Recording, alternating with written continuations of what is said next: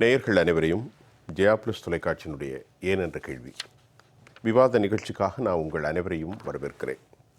இந்நிகழ்ச்சியில் துறை சார்ந்த ஆளுமைகளுடைய எண்ண ஓட்டங்களை இன்றைய தலைப்பினோடு மிக விரிவாக விவாதிக்கும் இக்களத்தில் தற்போது நாம் பேசப்போகிற மிக முக்கியமான பேச்சு காங்கிரஸ் மீதான பிரதமர் மோடியினுடைய குற்றச்சாட்டு இது ஆதாரமா அவதூறா என்ற தலைப்பை நமது திணைக்களம் இன்றைக்கு விவாதிப்பதற்காக எடுத்துக்கொள்கின்றது. தோழர்களே, தேர்தலுடைய முதல் கட்டம் முடிந்து இன்னும் 6 கட்டங்கள் நடைபெற இருக்கிற ஒரு சூழ்நிலையில் தற்போது நாம் பேசுவதற்காக அமர்ந்திருக்கிற இந்த தலைப்பு பிரதமருடைய பேச்சு.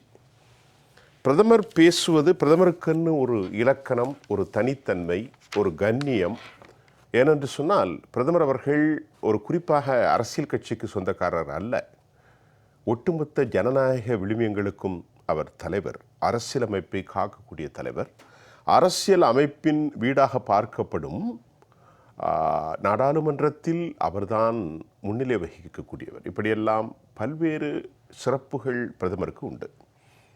அதே சமயம் உள்நாடு வெளிநாடு போன்ற விவகாரங்களில் நமக்கு ஏற்படுகிற பாரிய அழுத்தங்களுக்கும் சிக்கலான தீர்வுகளுக்கும் அவர்தான் தீர்வு காண வேண்டும். ஆகவே மோடி என்கின்ற ஒரு மனிதர் ஒரு அரசியல் கட்சிக்கு சொந்தமானவர் அல்ல. அவருக்கு வாக்களித்தவர்களுக்கும் வாக்களிக்காதவர்களுக்கும் அவரே பிரதமர். இந்த சூழ்நிலையில்தான் அவருடைய கருத்துக்கள் ஒரு குறிப்பிட்ட சமூகத்தின் மீது வைக்கப்பட்டிருப்பதாக சொல்லப்படுகிற அந்த வார்த்தை என்ன அடிப்படையிலே அவர் கூறியிருக்கிறார்? தேர்தல் என்றால் எப்படி வேண்டாலும் பேசிவிடலாமா என்ற கேள்வி எழுகின்ற ஒரு நேரத்தில் இது தொடர்ந்து சர்ச்சையாக்கப்பட்டிருக்கிறது.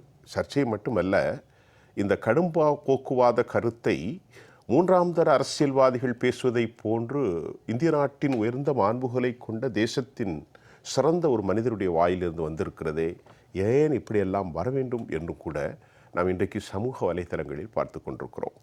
பிரச்சாரத்தில் ஏறக்குறைய சற்று முன்னிருக்கலாம், கடும்போக்குவாதங்கள் இருக்கலாம். ஆனாலும் கூட பிரதமரின் கருத்தை நாம் எப்படி எடுத்துக்கொள்வது? யதார்த்தமாக பேசிவிட்டாரா அல்லது வேண்டுமென்று தான் பேசினாரா? அதற்கான அரசியல் வாக்குத்தத்தத்தினுடைய, அதாவது பேலட் கெயின் என்று சொல்வார்கள், என்ன லாபம் என்ன நஷ்டம்? விவாதிப்போம் வாருங்கள். இந்த நிகழ்ச்சியில் எம்மோடு பேசுவதற்கு அரசியல் விமர்சகர் தோழர் பாண்டியன் வழக்கறிஞர் அவர்களை நான் வரவேற்கின்றேன். அரசியல் விமர்சகர் மற்றும் சமூக ஆர்வலர் அம்மையார் அனந்தி லட்சுமன், வாருங்களம்மா. இன்னும் சற்று நேரத்தில் எங்களோடு இணைகிறார் மூத்த பத்திரிகையாளர் திரு ராமகிருஷ்ணன் அவர்களும் காங்கிரஸ் கட்சியினுடைய செய்தி தொடர்பாளர் இனியன் ராபர்ட் அவர்களும். திரு அம்மாட்டேந்து முதல்ல அனந்தி லட்சுமன், நீங்கள் ஆரம்பிங்க. பிரதமருடைய இந்த பேச்சை எப்படி பார்க்குறீங்க? ஜெயா பிளஸ் நேயர்கள் அனைவருக்கும் என்னுடைய பணிவான வணக்கங்களை தெரிவித்துக் கொண்டு ஆரம்பிக்கிறேன்.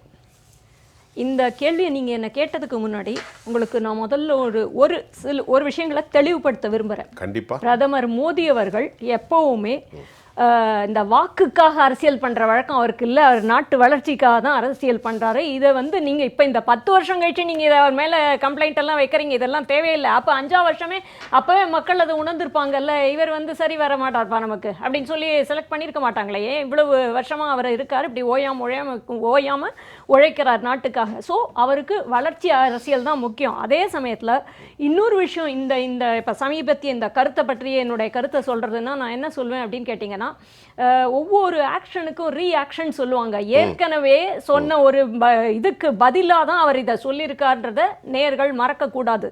அவரை தானாக எடுத்து இந்த மாதிரி ஒரு வார்த்தையை சொல்லக்கூடிய அளவு மன முதிர்ச்சி இல்லாதவர் அல்ல அவர். அதனால் அதை நிச்சயமாக தெளிவுபடுத்த விரும்புகிறேன். ஏற்கனவே முன்னாடி முதல்லேருந்தே காங்கிரஸ் நீங்கள் இந்த வாட்டி தேர்தல் இதெல்லாம் நீங்கள் பார்த்தீங்க அப்படின்னு சொன்னாக்க முன்னாடி எத்தனாம் வருஷம், 47ஆம் வருஷம்னு நினைக்கிறேன், அந்த முஸ்லீம் லீக் கட்சி கொடுத்த தேர்தல் வாக்குறுதிகள் போலவே சற்றேறக்குறை அப்படியே இருக்குது. அப்போனா என்ன அர்த்தம்? ரெண்டாவது, நான் முதல்ல சொன்னேன், வாக்கு அரசியல் இல்லை வளர்ச்சி அரசியல். ஸோ இப்போ இவங்க ஏன் இதை சொல்கிறாங்கன்னா, அந்த சிறுபான்மையினருடைய வாக்கு வேணும், அதுக்காக தான் சொல்றாங்க. அப்பீஸ்மெண்ட் ஓட்டு வாங்கணும்னு சொல்லி தான் அவங்க சொல்றாங்க. இல்லைன்னா ஏன் அவங்க தனியா குறிப்பிட்டு சொல்லணும்? எல்லாரும் வாங்க, எல்லாரும் ஒன்று போல தான் சொல்லணும்.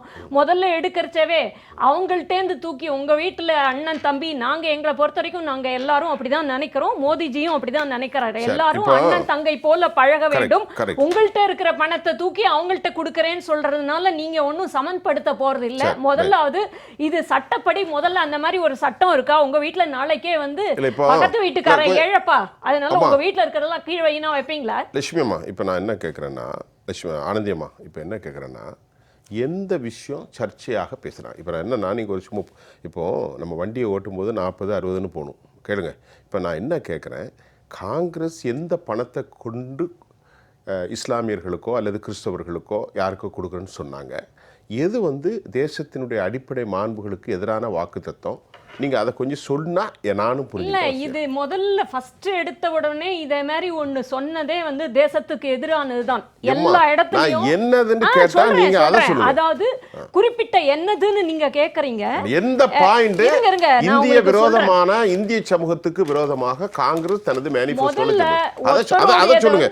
அதை சொல்லுதான் நம்ம கரெக்டா இருக்கும். எந்த சட்டத்துல இடம் இருக்கு? இது வந்து கம்யூனிசம். அதைத்தான் நான் திருப்பி கேட்கிறேன். அம்மா, காங்கிரஸ் கட்சி தேச விரோத கருத்து தாஜாவுடைய கருத்துக்களை எங்கே சொன்னார்கள்? பிரதமருடைய இந்த ரியாக்ஷனுக்கு அதுக்கு ஒரு காரணத்தை சொல்லுங்க. அது சொல்றேன். 36ஆம் வருஷத்துல முஸ்லீம் லீக் அங்கதான் ஆரம்பிச்சது. முஸ்லீம் லீக் வந்து 36வது வருஷம். இல்ல இருங்க, நீங்க கொஞ்சம் கேளுங்க. இப்ப பேசினா 1936க்கு போறீங்க நீங்க. இப்ப ராஜஸ்தான்ல இப்ப பிரதமர் பேசியிருக்காருல்ல, நான் சொல்லிடுறேன். நீங்க இல்ல, நான் உங்களுக்கு சொல்றேன். காங்கிரஸ் மேனிஃபெஸ்டோ அதே மாதிரி இருக்கு. அதனோட எதிரொலி தான் மோடி வந்து சொல்லியிருக்காரு. அதே மாதிரி இப்ப அவர் குறிப்பிட்டு சொன்னது என்ன அப்படின்னு கேட்டீங்கன்னா, அந்த இவர் சொன்னது ஏற்கனவே மன்மோகன் சிங் முன்னாடி பேசியிருக்காரு. எல்லாரும் பேசும்போதெல்லாம் ஒவ்வொரு வாட்டியும் அவங்க திருப்பி வாக்கு வங்கிக்காக அந்த சிறுபான்மையினர்னு தூக்கி வைக்கிறாங்க. உண்மையில சொல்ல போனா 60 வருஷமா அவங்க ஒண்ணுமே செய்யலன்றதுதான் உண்மை. இப்பவும் கூட அதை சொல்றது, நாங்க எங்கேயாவது முஸ்லீம்னு குறிப்பிட்டு சொன்னோமா அப்படின்னு சொல்லி அவங்க கேக்குறாங்க. ராகுல் காந்தி அவர்கள் கேட்டிருக்காங்க, நாங்க ஒரு இடத்துல கூட முஸ்லீம்னு சொல்லலையே அப்படின்னுட்டு. சரி, முஸ்லீம் நீங்க சொல்லல, அப்ப எதுக்கு சிறுபான்மையினர்னு சொல்றீங்க? அப்ப அந்த சிறுபான்மையினர் சொன்னா நாட்டுடைய பொருளாதாரம் பாதிக்கும், இந்த மாதிரி பண்ணீங்கன்னா சமன்படுத்த முடியாதுன்றத தான் வச்சு நல்ல ஒரு நல்ல நோக்கத்துக்காக தான் மோடி அவர்கள் சொல்லியிருக்காரு. இதை நல்ல நோக்கத்துல பேசுறாரு, கெட்ட நோக்கத்துல பேசுறாரு. அவர் ஒரு அரசியல்வாதி, முதல்ல தெரிஞ்சுக்கிடணும். அவர் பிரதமர்னாலும் பிரதமர் தான், அவர் ஒரு அரசியல்வாதி. இங்கே அவருடைய பேச்சை நம்ம புரியணும். பாண்டியன், உங்களுக்கு சொல்கிறேன், தேசத்தின் செல்வத்தில் முசல்மான்களுக்கு முதல் உரிமை உண்டு. அதில் முஸ்லீம்ங்கிற பேரை கோட் பண்ணிட்டார். தேசத்தினுடைய சொத்தில் முசல்மான்களுக்கு முதல் உரிமை, ஹிந்தியினுடைய தமிழாக்கம். அதிக குழந்தை பெற்றவர்களுக்கும் ஊடுருவல்காரர்களுக்கும் அது பகிர்ந்தளிக்கப்படுகின்றது. பணத்தை ஊடுருவல்காரர்களுக்கு நீங்கள் தரப்போகிறீர்களா? இது முக்கியமாக இது புரோவோக் பண்ணக்கூடிய வார்த்தை அப்படின்னு தான் இப்போ சொல்கிறாங்க. அது உண்மையாக பொய்யான்னு தெரியல. பெண்கள் தங்கத்தை கணக்கிட்டு பங்கீட்டு செய்வோம் என்று காங்கிரஸ் கூறுகிறது. மக்களே, அரசு செல்வத்தில் அரசு செல்வத்தில் மற்றவர்களுக்கு பங்கு கண்டு கூறியது நகர்ப்புற நக்சல் சிந்தனை. தாய்மார்களே, சகோதரிகளே, உங்களுடைய மாங்கல்யத்தை கூட அவங்க விட்டு வைக்க மாட்டாங்க எப்படின்னு சொல்றாரு. இந்த பேச்சு பேசுறதுக்கு இப்போ காங்கிரஸ் 1936 முடிஞ்சது, 46 முடிஞ்சது, நவகாலி கலவரம், இது பேசுறதுக்குரிய விவகாரம் அல்ல இது. நான் கேட்குறதுக்கு இதை குறித்து நீங்கள் பேசவே முடியாது. நேர்கள் இப்பொழுது காங்கிரஸ் அப்படி சொல்ல காரணம் என்ன? காங்கிரஸ் எங்கே சொன்னது அதை சொல்லுங்க. காங்கிரஸ் வந்து நீங்க பாத்தீங்கன்னா முதல்ல இருந்தே அவங்களுக்கு வாக்கு மேல தான் கண்ணு இருக்கு. சிறுபான்மையர் அவங்கள ப்ளீஸ் பண்றதுக்காக மன்மோகன் சிங் இருந்தாரு. அவங்கள மன்மோகன் சிங் பேச்சு தான் எடுத்துருக்காங்க. அதை சொல்லுங்க. மன்மோகன் சிங் எங்க தப்பா பேசினாரு அதை சொல்லுங்க. அப்பையில இருந்தே கூட மன்மோகன் சிங் அப்படியே பொத்தமோதா பேசக்கூடாது. ஒரு வார்த்தை சொல்லுங்க. இந்த வார்த்தை பாருங்க, நாங்கள் இந்த நாட்டுடைய செல்வத்தை இப்ப என்ன சொன்னீங்க?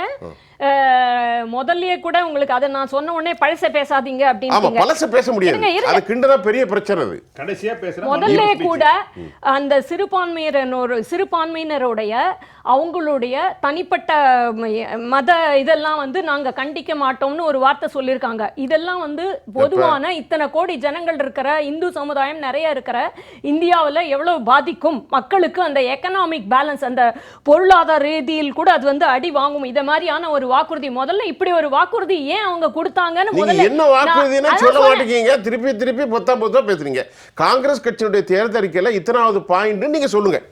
காங்கிரஸ் அதைத்தான் இப்ப காங்கிரஸ் எங்க பேசுனாங்க சொல்லுங்க. நான் அதைத்தான் கேட்கிறேன். இப்படி சொல்லியிருக்காங்க ஹிந்து, இதெல்லாம் பேச்சுக்காக பாருங்க. காங்கிரஸோட வாக்குறுதிகளை நீங்க பாத்தீங்கன்னா அப்புறம் ஒன்னையா எடுக்க வேண்டி வரும்.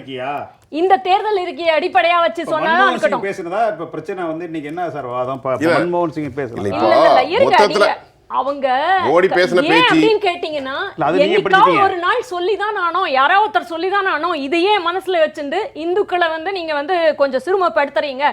உண்மையிலே சொன்னா சிறுபான்மையினர் நீங்க தான் பிரிச்சிருக்கீங்க. அது அந்த சிறுபான்மையினர் பிரிக்க கூடாது. நீங்க ஏன் பிரிச்சு சொல்றீங்க? இப்ப பாயிண்ட் வந்துட்டாங்க. அதாவது பாண்டியன் சார் கரெக்ட். அம்மாட்ட இப்ப கேட்டக்கு என்ன சொன்னாங்க, நம்முடைய கடைசி வரை மன்மோகன் சிங் எப்ப பேசுறாங்க அது சொல்லல அவங்க. நான் எந்த பாயிண்ட் சொன்னேன், யாது சொன்னேன்லாம் கேட்டேன். ஆமா. இப்போ என்னன்னா பாண்டியன் சார், இப்போ நம்ம மன்மோகன் சிங் என்ன சொல்றாருன்னா, இந்த நாட்டினுடைய வளத்தில் ஒடுக்கப்பட்டவர்கள், தலித்துகள், பிற்படுத்தப்பட்டவர்கள், விவசாயிகள், ஏழைகள், சிறுபான்மையினருக்கு அதுல உண்டுங்கிறார். அவ்வளவுதான். இதுல ஒடுக்கப்பட்ட ஒரு நிமிஷம் இருங்க. இல்ல ஒடுக்கப்பட்டவர், அது வீடியோ இருக்கு என்கிட்ட. ஒடுக்கப்பட்டவர்கள் யார்? இந்துக்கள். ஏழைகளாக இருப்பவர் பெரும்பான்மை இந்துக்கள். விவசாயிகள் இந்த நாட்டில் பெரும்பான்மை இந்துக்கள். தலித்துகள், ட்ரைபல் கம்யூனிட்டி பெரும்பான்மையான இந்துக்கள். இது எல்லாமே இந்துக்கள். சிறுபான்மை சமூகம் என்று அது சொல்வது ஒன்றும் எல்லா நாட்டிலும் உண்டு. அதை எடுத்துக்கொண்டு மொத்தத்தையும் சேர்த்தா சொல்லியிருக்காரு. இல்லை இப்போ இதெல்லாம் சொன்னதில் என்ன தேச விரோத கருத்து? அவங்க என்ன சொல்கிறாங்க, அனந்தி அம்மா இதே பெரிய தவறுன்னு சொல்கிறாங்க. நீங்கள் எப்படி பார்க்குறீங்க? இதை எப்படி பார்க்குறோன்னாக்கா, இப்போ அவர் வந்து முதல் கட்டம் தேர்தல் முடிஞ்சிருச்சு. அது ஒரு 102 தொகுதியும் அந்த கட்டை பிரித்ததுலேயே அதில் பெரிய சதி இருக்குது. பரவாயில்ல, அதெல்லாம் முடிஞ்சிருச்சு, எல்லாம் உள்ளே போயிடுச்சு என்றதை போகிறது ஜூன் 4. இப்போ 2ஆம் கட்டமும் 3ஆம் கட்டமும் கிட்ட வருது. ஏன்னா 26 ஒன்று, அடுத்தது ஒன்று. அது ஏன் பார்த்தீங்கன்னா 48 தொகுதியில் உள்ளதுலேயே 8, 7, 6 அப்படி தான் வச்சுருக்காங்க. அது வந்து அதில் ஒரு பெரிய இது இருக்குது. அது நம்ம ஜூன் 4 பேசுவோம். இப்போ அவரை பொறுத்தவரை வந்து தனி ஒரு ஆள் ஆகிட்டார். எப்படி வந்து 77 இந்திரா காந்தி இருந்தாங்களோ, திருப்பி 84 ஒட்டி இந்திரா காந்தி இருந்தாங்களோ, அதே மாதிரி இவர் ஒரு தனி நபர். அவரோட முக்கியத்தை பண்ணி பிராண்டு பண்ணி அதில் சக்ஸஸாக வந்து இந்த 10 வருஷம் போயிடுச்சு. இப்போ 10வது வருஷம் கழித்து ஒரு தேர்தல் வருது. தேர்தல் வர்றதில் ஒரு எலெக்ஷன் கமிஷன் அப்படின்னு சொல்லும்போது அதுக்கு ஒரு ரூலு போக்குவரத்துலாம் இருக்குது. அதில் எந்த மதத்தை பற்றியும் பேசக்கூடாதுன்னு இருக்குது. அதை வந்து காலையில் பிடிஆர் வந்து இது போட்டிருக்காரு. பிடிஆர் நம்ம தமிழ்நாடு மந்திரி அந்த மோடி பேசுனதை எடுத்து போட்டு rest in peace election commission of India, இந்திய தேர்தல் ஆணையத்தின் ஆன்மா சாந்தி அடையட்டும்னு சொல்லியிருக்காரு. Rest in peace. ஆமாம், ரெஸ்ட் இன் பீஸ் அப்படின்னு சொல்லியிருக்காரு. இதுக்கு பதில் என்ன?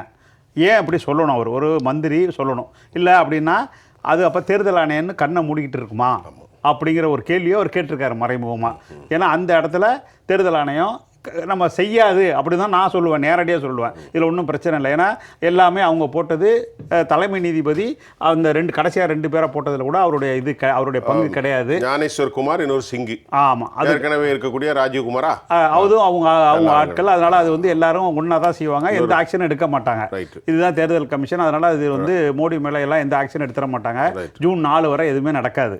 அப்போ என்ன காரணம்? அப்போ அவங்களுக்கு ரிசல்ட் தெரியுது. இதில் ரிசல்ட் எப்படி தெரியுது அப்படின்னு கேட்டிங்கனாக்கா, நேற்று வர வேண்டிய எலன் மாஸ்க்கு வரலை. ஏன் வரல அப்படின்னா, இந்த பிரதமர்கிட்ட பேசுகிறதா வேணாமா அப்படின்னு ஒரு முடிவு எடுத்துட்டாரு.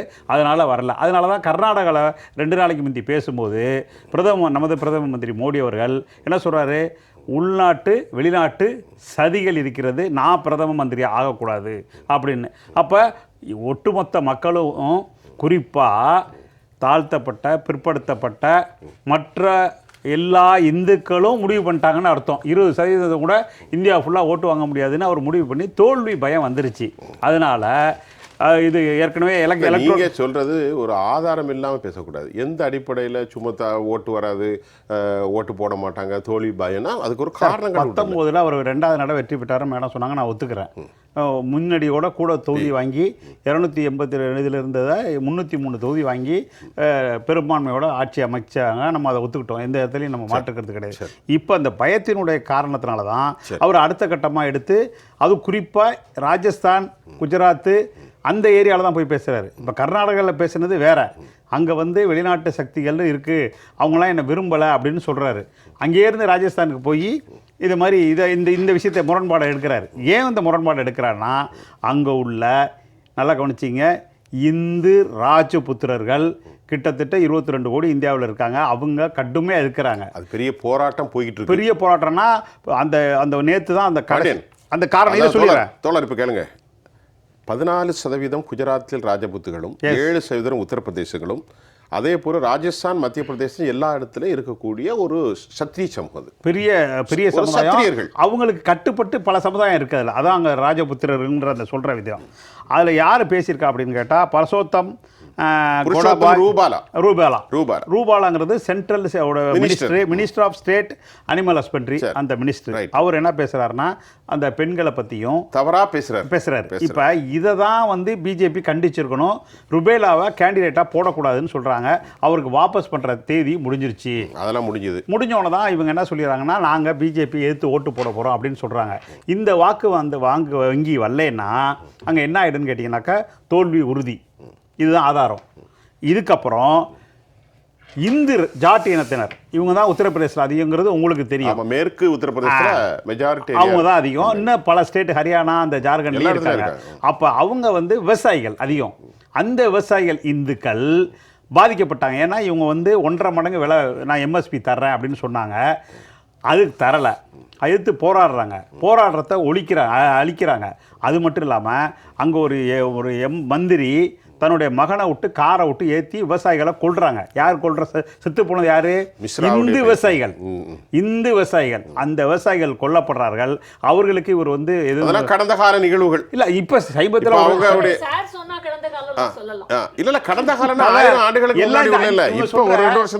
வளர்ச்சி பீரியட்ல உள்ள இந்த 5 வருஷம் உள்ள பீரியட் தான் நம்ம பேசுறோம். இப்பதான் அதுக்கப்புறம் மேடம் சொன்னாங்க அவங்க சொல்றது 36 பேச வேண்டியது இல்ல.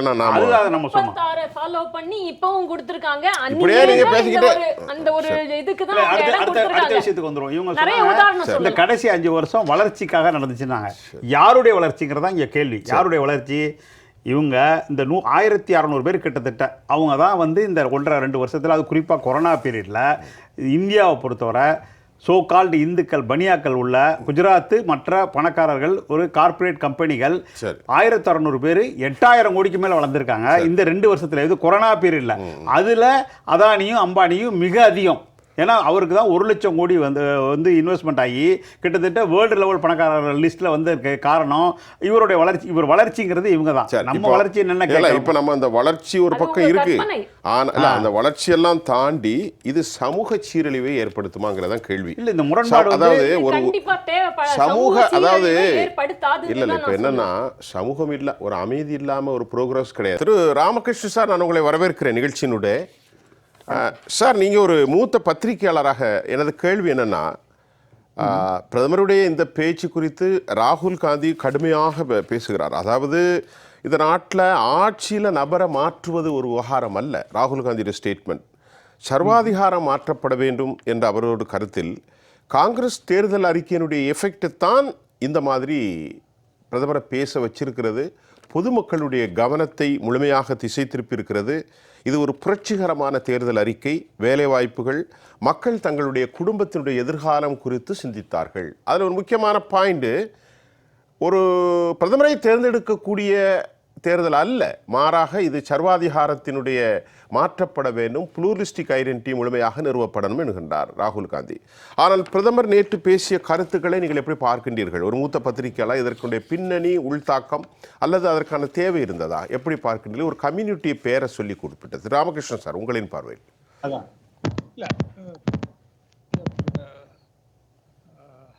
சார் கேட்கிறதா? சார் பேசுங்க. கேட்கிறதா? கேட்கிறது நல்லா கேட்குது. ஓகே. இல்ல அதாவது இப்போ நீங்க முதல்லயே ஒரு இடத்துல சொன்ன மாதிரி பிரைம் மினிஸ்டரும் ஒரு அரசியல்வாதி தான். ஸோ அதனால அவர் அந்த இது தேர்தல் பிரச்சாரம், மோரோவர் அவர் வந்து அந்த ஆர்எஸ்எஸ்னுடைய மிக முக்கியமான அந்த அதுலேருந்து வந்தவர், அவர் அந்த சித்தாந்தத்தில் வந்தவர். ஸோ அதனால அவருடைய தேர்தல் பிரச்சாரத்தில் அந்த இது பாஜக அதெல்லாம் எவ்வாறு அதை இன்னும் முன்னெடுத்து செல்ல வேண்டும், எவ்வளவு தீவிரமாக என்றதெல்லாம் மனசில் வைத்துக் கொண்டுதான் அவர் தேர்தல் பிரச்சாரம் செய்து வருகிறார். அது அவருக்கு முழுமையான அதிகாரம் இருக்கிறது. பட் இப்பொழுது வந்து அந்த மன்மோகன் சிங் பத்தி சொன்னதுல நான் இன்ஃபேக்ட் அந்த சமயத்திலேயே அது ஒரு சர்ச்சைக்கு வந்திருக்கு 2006லயே. ஸோ அதுக்கு அடுத்த நாள் வந்து பிரைம் மினிஸ்டர் ஆஃபீஸ்லேருந்து அவங்க ஒரு கிளாரிஃபிகேஷன் இஷ்யூ பண்ணுறாங்க. அதில் என்னென்னா அவர் என்ன சொன்னாருங்கிறத அவங்க சொல்லிட்டு, அதாவது அதில் என்ன சொல்கிறாங்கன்னா, அதாவது அவரை பொறுத்தவரையில் பிரதம மந்திரியை பொறுத்தவரையில் ஒரு கூட்டு முன்னுரிமைகள் எதிலெல்லாம் இருக்கணும், நம்ம விவசாயத்தில் இருக்கணும், பாசனத்தில் இருக்கணும், நீர்வளங்களில் இருக்கணும், அப்புறம் உங்கள் சுகாதாரம், அப்புறம் கல்வி, இந்த மாதிரி ஒரு பட்டியலிடுறார். பட்டியலிட்டுட்டு அதில் வந்து அது ப்ளஸ் எஸ்சி எஸ்டி, அப்புறம் other backward classes, minorities, women, children, இவங்களை முன்னிறுத்துறது, இவங்களை இது பண்றது, அவங்கள அப்லிஃப்ட் பண்றது, அவங்கள மேல் கொண்டு வர்றது, அதற்கான திட்டங்களோட இதை நம்ம செஞ்சு பார்க்கணும்னு சொல்றாரு. அது ஒரு பாயிண்ட். அப்புறம் அவர் என்ன சொல்றாரு, நீங்க அந்த எஸ்சி எஸ்டிக்கான அந்த காம்பனன்ட் பிளான் இருக்கு இல்லையா, அதை நம்ம அது கொஞ்சம் ஒரு புத்துயிர்ச்சி கொடுக்க வேண்டியிருக்கு. அதே மாதிரி வந்து அவர் சொல்றாருன்னா, உங்களுக்கு மைனாரிட்டிஸ், பர்டிகுலர்லி த முஸ்லிம் மைனாரிட்டி அப்படின்னு அவர் சொல்றாரு அவர். ஸோ அவங்கள வந்து நீங்க வந்து இந்த முன்னேற்றம் டெவலப்மெண்ட்டுக்கு என்ன சொல்றீங்க, முன்னேற்றம் சொல்றீங்களா, ப்ராக்ரஸ் சொல்லலாம். எனவே முன்னேற்றத்தினுடைய பலன்களை அடைவதில் அவங்களுக்கு சமமாக அடைவதில் அவர்களை நம்ம வந்து அவங்களுக்கு நம்ம ஒரு இது கொடுக்கணும், கை கொடுக்கணும், எம்பவர் அப்படின்னு சொல்றோம். ஸோ மைனாரிட்டிஸ் சொல்லிட்டு அதுக்கப்புறம் தான் அவர் சொல்றாரு, they must have first claim on resources. So அது மைனாரிட்டிஸ் தான் அவர் மீன் பண்றாரு. ஓகே, அதுல குறிப்பாக முஸ்லிம் மைனாரிட்டின்னு இருக்கு. இதுதான் பின்னணி. இந்த பின்னணியில தான் அதை சொல்லியிருக்காரு. அதனால நீங்க வந்து அதை ஒரு குறிப்பிட்டு ஒரு மதத்தினருக்கு மட்டும் சொன்னாரா அப்படின்னா இல்ல. அவர் அந்த ஏன்னா அது வந்து இப்போ வந்து நீங்க இப்போ கூகுள்ல சர்ச் பண்ணாலே வந்துடும், டிசம்பர் 10, 2006. அதனால அது வந்து இது இல்லை. ஸோ பட் ஆனாலும் பிரதம மந்திரி வந்து நீங்க ஏற்கனவே சொன்ன மாதிரி ஒரு அரசியல்வாதி, ஒரு மிகப்பெரிய கட்சியினுடைய தலைவர், தேர்தல் சமயம் பிரச்சாரம். ஸோ அந்த சமயத்துல அதை அதுல கொஞ்சம் ட்விஸ்ட் பண்ணியோ இல்லாட்டா அவருக்கு ஏற்ற மாதிரி, அவருக்கு அதுல என்ன அரசியல் அனுகூலம் கிடைக்கும் என்று கருதுகிறாரோ அதற்கேற்ற போலதான் அவர் பேசியிருக்காரு.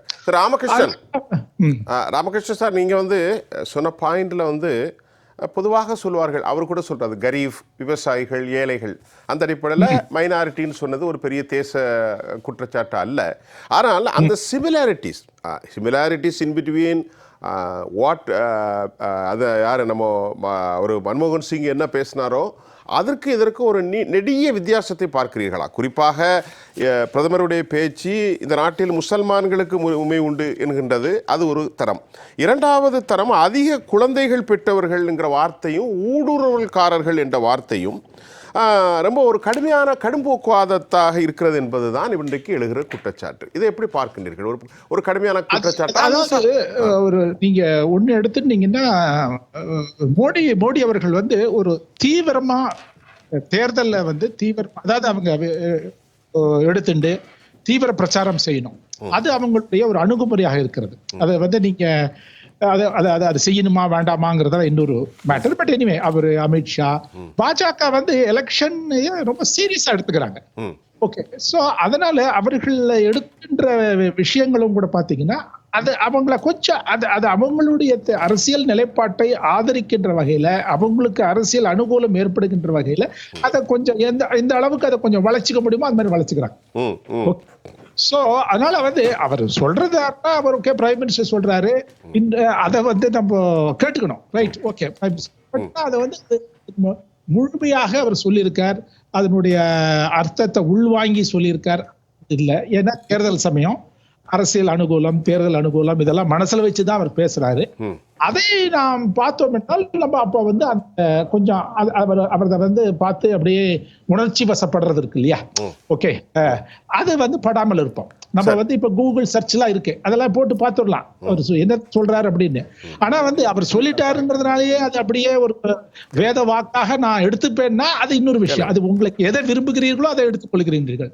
ஆனால் அதுல அவர் சொன்னதுல நியாயம் இருக்கா, நியாயம் இல்லையா அப்படிங்கறத இன்னைக்கு ரொம்ப மிக ஒரு ½ மினிட்ல பாத்துடலாமே.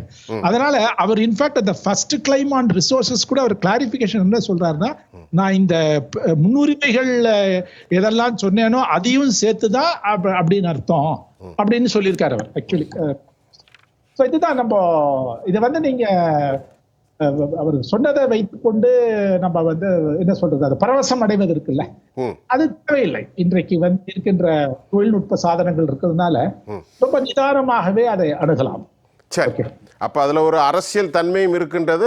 இது போக்கை இப்படித்தான் எடுத்துக்கொள்ளலாம். அவர் என்றைக்குமே அரசியல் பேசுகிறார். சரி, இப்போ அவரை பொறுத்தவரையில் பாத்தீங்கன்னா அவர் ஒரு ஃபுல் டைம் பொலிட்டீஷியன்.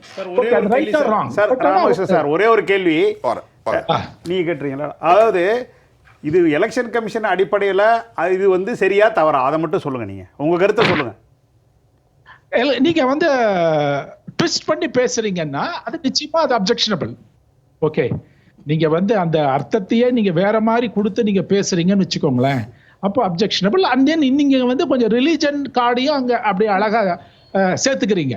ஓகே, அதெல்லாம் நீங்க ரொம்ப அப்ஜெக்ஷனபிள் தான். நிச்சயம் அவங்க கம்ப்ளைண்ட் கொடுத்துருக்காங்கன்னு நினைக்கிறேன். எப்படிப்பட்ட எலெக்ஷன் கமிஷன் அதை எப்படி அதை பார்க்க போறதுன்னு தெரியல. பட் ஆனால் நிச்சயம் அப்ஜெக்ஷனபிள். அதாவது நீங்க இந்த ஸ்டேட்மெண்ட் வந்து அவைலபிள். ஓகே, யாருது? மன்மோகன் சிங். பட் அவருக்கு 90 வயசு ஆயிடுச்சு, அதனால இப்போ அவரெல்லாம் போய் கோர்ட்டு கேஸுன்னும் போக முடியாது, பாவம். பட் அதுக்கும் இவர் சொன்னதுக்கும் நிறைய அந்த வித்தியாசம் இருக்குது. பட் என்னை பொறுத்தவரையில் ரொம்ப அப்படியே பரவசம் அடைய வேண்டாம். அதுதான் நான் என்ன சொல்றேன், நீ கூகுள் சர்ச் இருக்கு, ரொம்ப ½ மினிட்ல உங்களுக்கு வந்துட பொழுது.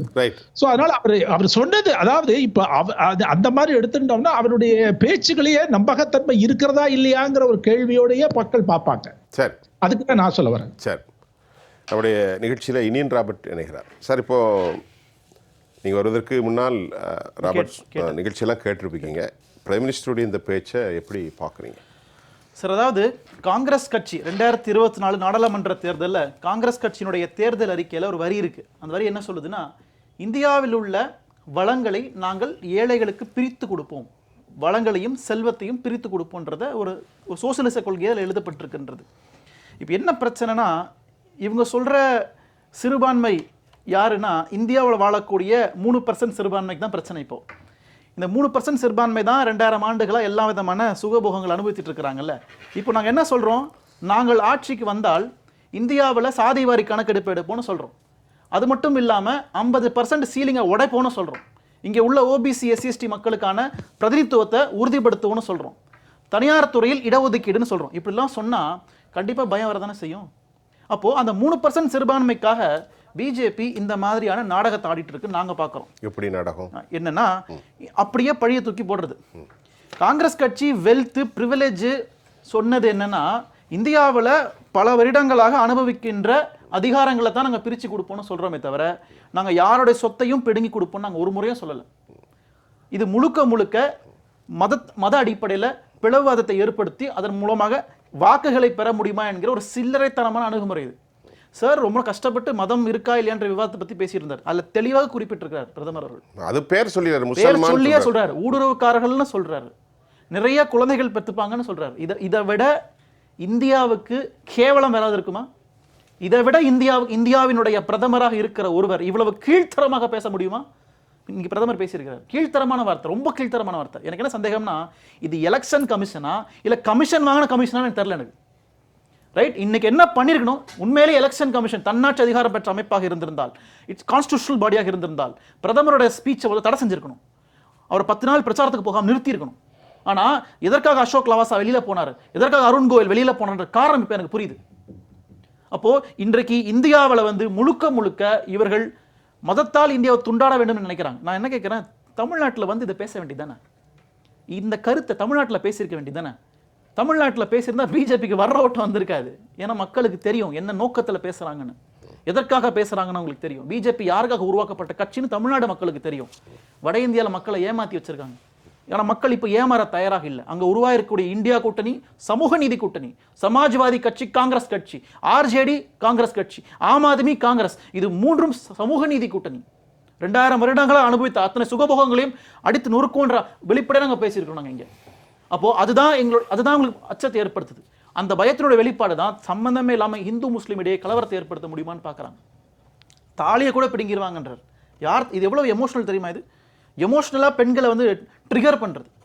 எமோஷனலாக பெண்கள் ட்ரிகர். நாங்கள் பெண்களை பற்றி பேச உங்களுக்கு என்ன தகுதி இருக்குது?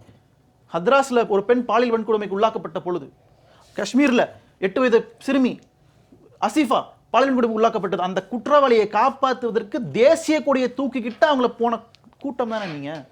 பெண்களின் பாதுகாப்பு குறித்து பேச உங்களுக்கு என்ன தகுதி இருக்கீங்க? பெண்களுடைய மாண்புகளை பற்றி பேச உங்களுக்கு என்ன தகுதி இருக்கீங்க? அதுதான் நாங்கள் கேட்குறோம். அப்போ காங்கிரஸ் கட்சியினுடைய உன்னதமான தேர்தல் அறிக்கையை மிகவும் கீழ்த்தரமாக கொச்சைப்படுத்தி அதன் மூலமாக ராஜஸ்தான்ல வாக்கு வந்துருமா அப்படின்னு யோசிக்கிறாங்க. ஏன்னா பயம். இப்போ ராகுல் காந்தி பேசும்போது சொல்றாரு முதல் கட்ட தேர்தலில் ஏற்பட்ட ஒரு ஃப்ரக்ஷேஷன். பட் எந்த விதமாக பிஜேபி இதில் முதல் கட்டத்தில் அவருக்கு விரக்தி வந்திருக்குன்னு இல்லை, நீங்கள் கிரவுண்டில் அவங்களுக்கு ரிப்போர்ட்ஸ் போயிட்டு இருக்கோம்ல, நிர்வாகிகள் ரிப்போர்ட்ஸ் கொடுப்பாங்க, இன்டெலிஜென்ஸ் ரிப்போர்ட் இருக்கு இந்தியாவில் அந்த 102 தொகுதிகள். ஆமா, அதோடைய எஃபெக்ட் அந்த 102 தொகுதிகளுமே 102 தொகுதிகள் 102 தொகுதிகள் தொகுதி ஊபில வந்து அவங்களுக்கு சிக்கலா இருக்கு. அதான் மெயின் சிக்கல். அது அப்போ அங்க டஃப்பான அதனால வந்து ஒரு போலரைஸா அப்படி போலரைஸ் பண்ணி அதன் அப்படி நீங்க நினைக்கிறீங்களா? அதுதான் உண்மை. நினைக்கிறதுனால அதுதான் உண்மை. நினைக்கிறது என்ன இருக்கு? நினைக்கிறது இல்ல, உண்மை. அதுதான். வேற என்ன இருக்கு சார்? நான் என்ன சொல்றேன், 10 வருஷம் ஆட்சியில் இந்த கட்சி 10 வருஷம் முடியும் போது என்ன சொல்லணும்? நாங்க இவ்வளவு இளைஞர்களுக்கு வேலை வாய்ப்பு உறுதி பண்ணியிருக்கிறோம்னு சொல்லணும். இந்தியாவில் வேலையின்மையே இல்லைன்னு சொல்லணும். இதை ராகுல் காந்தி சுட்டி காட்டுறாங்க. நாங்க சுட்டி காட்டுறோம். ஏன்னா நீங்க என்ன சொல்லி ஓட்டு கேட்டு வந்தீங்கன்னா 2014 இதை சொல்லி தான் ஓட்டு கேட்டீங்க. ஆமா, வேலை வாய்ப்பு உருவாக்குவேன்னு சொன்னீங்க. சப்கா விகாஸ் சப்கா விஸ்வாஸ். சரிங்களா?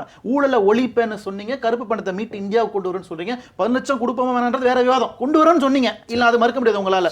அது மாதிரி பல விஷயங்களை நீங்க சொன்னீங்க. டாலருக்கு நிகரா இந்திய ரூபாய் கொண்டு வருவேன்னு சொன்னீங்க. 83 ரூபா இன்னைக்கு 83 ரூபா. நான் என்ன கேட்கிறேன், இதெல்லாம் நீங்க செஞ்சீங்களா? யாரை ஏமாத்தி இருக்கீங்க? யாரை ஏமாத்த பாக்குறீங்க? ஆனா பிஜேபி ஒன்று புரிஞ்சுக்கணும். பிஜேபி 2014லயும் 2019லயும் இந்த மாதிரி மதவாத அரசியல் பேசி ஆட்சிக்கு வரல. அது சரி, அந்த உண்மையை நீங்க புரிஞ்சுக்கணும். 2014 13 இந்த மாதிரி சர்ச்சைகள் இல்லைங்க. சர்ச்சைகளே கிடையாது. ஏன்னா பிஜேபியில முழுக்க பேசினது வளர்ச்சி, விகாஸ். இதுதான் திருப்பி மக்கள் அதுக்கு தான் உங்களுக்கு ஓட்டு போட்டாங்க. விகாஸுக்கு தான் ஓட்டு போட்டாங்க மக்கள் உங்களுக்கு. இன்னைக்கு நீங்க விகாஸை விட்டுட்டு நீங்க வேற ஏதாவது இகாஸ் எடுத்தீங்கன்னா அதுக்கு முன்னாடி நீங்க எந்த வளர்ச்சி பணியும் பண்ணல நீங்களே சொல்றீங்க. சரி, ரைட். இல்ல நாங்க அது இருங்க. அதாவது இந்தியாவினுடைய பெர் கேபிட்டா இன்கம் 2014 வரைக்கும் என்ன, இன்னைக்கு பெர் கேபிட்டா இன்கம் பார்த்துப்போம். அது வரைக்கும் இருந்த அன்எம்ப்ளாய்மெண்ட் ரேட் என்ன, அதுக்கப்புறம் அன்எம்ப்ளாய்மெண்ட் என்ன பார்த்துப்போம். அது வரைக்கும் இருந்த ஹியூமன் டெவலப்மெண்ட் இண்டெக்ஸ் HDI என்னன்னு எடுத்துப்போம். மோடி அரசு எடுத்துப்போம். நம்ம இடைவெளிக்கு முன்னாடி ஒரு விஷயத்தை எஜுகேஷன் ரேட் என்ன, அவங்க விகாஸை பத்தி பேசினாங்களோ இல்லையோ, அன்றைக்கு காங்கிரஸ் கட்சியின் மீது வைக்கப்பட்ட ஊழல்களை இந்த சமூகம் நம்பியது, மீடியாக்கள் கொண்டு சேர்த்தது. அதே அசோக் சவான் ஆதர்ஸ் கேம்ல குற்றம் சாட்டப்பட்ட அசோக் சவான் தற்போது தேசிய தலைவராக பிஜேபியில் இருக்கிறார். அன்றைக்கு அண்ணா ஹசாரே தலைமையில நம்ம இவர் அரவிந்த் கெஜ்ரிவால் போன்றவர்கள் எல்லாம் மிகப்பெரிய எழுச்சியாக, பாபா ராம்தேவ் போன்றவர்கள் எல்லாம் அது தொடர்ந்து மக்களுக்கு ஒரு பெரிய ஏற்படுத்தியது. ஆனால் 19 பேர் புல்வாமா தாக்குதல் என்று நீங்கள் தொடர்ந்து வைத்துக் கொண்டிருக்கிறீர்கள். இப்பொழுது எப்படி இருக்கிறது என்று பேசுவோம். அனந்தி லட்சுமண், நீங்கள் இப்போ 2ஆம் கட்ட கருத்து என்ன வைக்கிறீங்க? இப்போது மாறுபட்ட கருத்துக்கள் வந்து கொண்டு தான் இருக்கிறது. நான் என்ன கேட்குறேன், இன்னைக்கு மோடி இருப்பார், நாளை அவர் இல்லை. இன்னைக்கு ராகுல் இருப்பார், நாளை இல்லை. ஆனால் இந்த தேசம் இருக்க வேண்டும். அதை திருப்பி சொல்கின்றேன். இந்தியாவை நீங்கள் மாற்றிவிட்டு ஒரு மதமாகவோ ஒரு இனமாகவோ ஒரு சாதியாகவோ கொண்டு போக முடியாது. இந்த 140 கோடி மக்கள் சனத்தொகையில் 22 விழுக்காடு இஸ்லாமியர்கள் என்றால் அது கிட்டத்தட்ட 30 கோடிக்கு மேல் இருக்கிறது. தலித்துகள் 35 கோடி இருக்கிறது. இவர்களே மொத்தத்தில் 60 கோடி இருக்கிறார்கள். இடதுசாரிகள் இருக்கிறார்கள், கிறிஸ்தவர்கள் இருக்கிறார்கள், சீக்கியர்கள் இருக்கிறார்கள், மதமற்றவர்கள் இருக்கின்றார்கள். எல்லாரும் இருக்கின்ற போது நாங்கள் மட்டும்தான் இந்துக்களின் பிரதிநிதியை போன்று நீங்கள் காட்டுகிறீர்களா என்று எதிர்க்கட்சிகள் கேட்பது மட்டுமல்ல, இந்து ஆன்மீக அமைதிவாதிகளும் இந்த கேள்வி எழுப்புகிறார்கள். ஆக இது ஒரு அரசியல் சொல்லாடல் தானே. இப்படிப்பட்ட தேசம் எப்படி சரியாக வரும் என்று கேள்வி எழுகிறது அல்லவா? முதல்ல வந்து நான் என்ன வேணா பேசிக்கிட்டே போவேன். என்ன கேள்வியை இந்துக்களுக்கு ஒரு பொதுவான ஒரு சுபாவம், எதையுமே அவங்க வந்து எதிர ஒரு சாத்வீகமான முறையில நீங்க உலக அளவிய போய் பார்த்துட்டு வாங்க, புரட்சிகள்லாம் எங்க நடக்குது. தீவிரவாதம், இருங்க ஒரு நிமிஷம், தீவிரவாதம்னு முத்திரை குத்தப்பட்டு, நான் சொல்லல, முத்திரை குத்தப்பட்டு வரவங்க எல்லாம் எதை சேர்ந்தவங்கன்னு யோசிக்க வேண்டியிருக்கு. வேற வழி இல்லை. ஒரு விபரீதமான ஒரு நிலைக்கு கொண்டு போயிட்டு இருக்காங்க. காங்கிரஸ் ஆட்சிக்கு வந்து எத்தனை வருஷம் வரைக்கும், முதல்ல இருந்து நான் சொல்ல ஆரம்பிச்சேன், நீங்க பேச விடல. அப்பையிலேருந்து ஆரம்பிச்சு அந்த குறிப்பிட்ட சமுதாயத்தை தூக்கி வைக்கிறதுல தான் அவங்களுக்கு கவனம் இருக்கு. நீங்க முதல்லயே இன்னொன்னு கூட சொல்லுவேன், எந்த உலக அளவில் எனக்கும் நிறைய விஷயங்கள் கொஞ்சம் அப்படி பார்க்க சான்ஸ் கிடைச்சு வச்சுக்கோங்க. எங்கேயாவது அவங்க தோற்ற கதைகள் எல்லாம் வந்து முன்னுதாரணமா பிள்ளைகளுக்கு சொல்லி தருவாங்களா? அங்கேருந்து ஆரம்பிச்சு எத்தனை முஸ்லீம் ராஜாக்கள் கதையை தான் நம்ம படிச்சிருக்கோங்க. யார் யார்கிட்டலாம் நம்ம இந்தியா நம்ம பாரதம் நம்ம தோற்றோம்ன்றது தான் அங்கே பாடமா வச்சிருக்காங்க. அப்பையிலேருந்தே பாடத்திட்டம் இதுதான். நம்ம எங்களுடைய தலைமுறையில இதெல்லாம் சொல்லி எங்களுக்கு இதெல்லாம் யோசிக்க தெரியல. இன்னைக்குள்ள இளைய சமுதாயம் யோசிக்கிறாங்க. அதே மாதிரி அவர் 7 குழந்தை 8 குழந்தை பிள்ளை பெற்றதை பத்தி நீங்க சொல்லணும் சொல்லியிருக்காரு, அது தப்புன்னு நீங்க சொல்றீங்க. அப்ப யார் தான் எடுத்து சொல்றது? ஒரு பிரதமர் என்ற முறையில் பொறுப்பாக நாட்டின் பொருளாதார வளர்ச்சியை குறித்து சொல்லியிருக்காரு. எந்த நாட்டுக்கு வேணா நீங்க கேட்டு பாருங்க, உலக அளவில் பொருளாதார வளர்ச்சி வந்து நன்றாக இருக்கணும்னா அந்த பாப்புலேஷனை வந்து கொஞ்சம் கண்ட்ரோல்ல வைக்கணும். இல்லைன்னா எல்லாருக்கும் சமமா உணவுப் பொருட்கள் உற்பத்தியிலேருந்து எல்லாத்தையும் தடுமாற்றம் வரும். அதனால தான் சொல்லியிருக்காங்க. இப்ப 1947 வந்து முஸ்லிம் இது பாப்புலேஷன் வந்து பாத்தீங்கன்னா 30 மில்லியன் இருந்தது. 1922 எடுத்திருக்காங்க 210 மில்லியன். மீதி அது போக மிச்சம் 300 மில்லியன். அதாவது இவங்களது 30 மில்லியன், அதாவது 210 மில்லியன் முஸ்லீம்களது.